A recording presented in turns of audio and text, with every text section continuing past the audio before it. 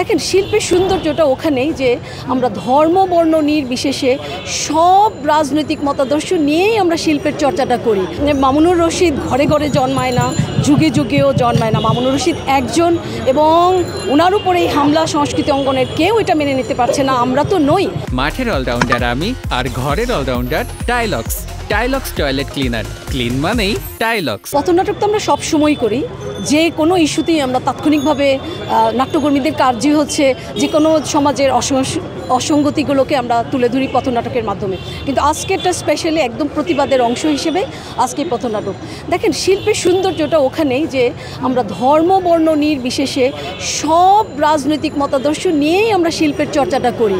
ওখানে আমরা কোনোদিন কাউকে জিজ্ঞেস করি না তুমি কোন রাজনৈতিক মতাদর্শে বিশ্বাসী বা তুমি কোন ধর্মের, এটা আমরা অন্তত জিজ্ঞেস করি না। আমার 30 বছরের থিয়েটার জীবনে আমি কখনো মনে হয় না যে আমাকে কেউ জিজ্ঞেস করেছে তুমি কোন রাজনীতি দলের মতদর্শে বিশ্বাস করো, বা আমি কাউকে জিজ্ঞেস করেছি যে তুমি কোন রাজনৈতিক দলের মতদর্শে বিশ্বাস করো।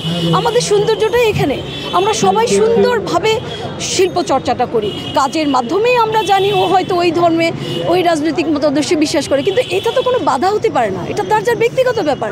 সুন্দর করে যে যার রাজনীতির চর্চা করবে, শিল্প চর্চা করবে, এবং শিল্পের ভেতরে শিল্পী সবসময় সত্যি কথাটাই বলে। শিল্পী কোনো অসঙ্গতি বা শিল্পী কোনো অসত্যে প্রকাশের জায়গা নয়। শিল্পী সব সময় সত্যি কথা বলে এবং আমরা সেটা বলার চেষ্টা করেছি এবং সব সময় করছি। এটা ভীষণ ন্যাক্কারজনক, একদম আমাদের এই ধরনের দৃষ্টান্ত আমি অন্তত দেখিনি যে আমাদের উপরে এরকম হামলা হয়েছে কখনোই।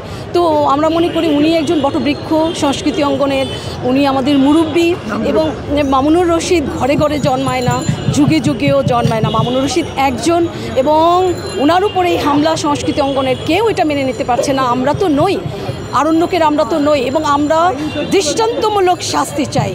ওনারা যেমন আমরা যে দাবি জানিয়েছি যে নাটকটা বন্ধ হয়েছে মাঝপথে, সেই নাটকটাকে বিনামূল্যে হল দিতে হবে এবং সেই নাটকটা করতে দিতে হবে। ওনারা যেরকম মেনে নিয়েছে সেই দাবি, আমরা এই দাবিও জানাই মামুনুর রশিদের উপরে যারা হামলা করেছে, নাট্যকর্মীদের উপরে যারা আক্রমণ করেছে, তাদেরকে অ্যারেস্ট করা হোক এবং দৃষ্টান্তমূলক শাস্তি দেওয়া হোক, যেন ভবিষ্যতে এই ধরনের উদ্যত্ত কেউ যেন দেখাতে সাহস না পায়। সংস্কৃতির উপরে আমরা সবসময় বিশ্বাস করি। আশা করি উনি এসছেন, ওনাকে আমরা স্বাগত জানাই। উনি অবশ্যই আমাদের শিল্পাঙ্গনের প্রতি দেখবেন, বাজেটের প্রতি দেখবেন, কারণ আমাদের বাজেটের জন্য সব সময় হাহাকার ছিল যে সরকারের পক্ষ থেকে এই সংস্কৃতি যে জিনিসটা, যে দেশ সংস্কৃতি যে দেশে নেয়, সংস্কৃতিই হচ্ছে একটা দেশের সভ্যতা পরিমাপকের মাপকাঠি। সেই সংস্কৃতিকেই ওনারা বাজেট দিতে এত কার্পণ্য, কোনো দিনই মনে হয় আমাদের আশাটা পূরণ হলো না। তো এই সরকার, ফারুকী সাহেব এসছেন, আশা করি উনি এদিকে দেখবেন এবং আগামীতে আপনারা নিশ্চয়ই সাক্ষাৎকার নিতে আসবেন যে দেখেন আপনাদের সংস্কৃতিতে বাজেট এখন কত বৃদ্ধি হয়েছে। তো আমরা সেই আশা করি, সেই স্বপ্নই দেখতে চাই।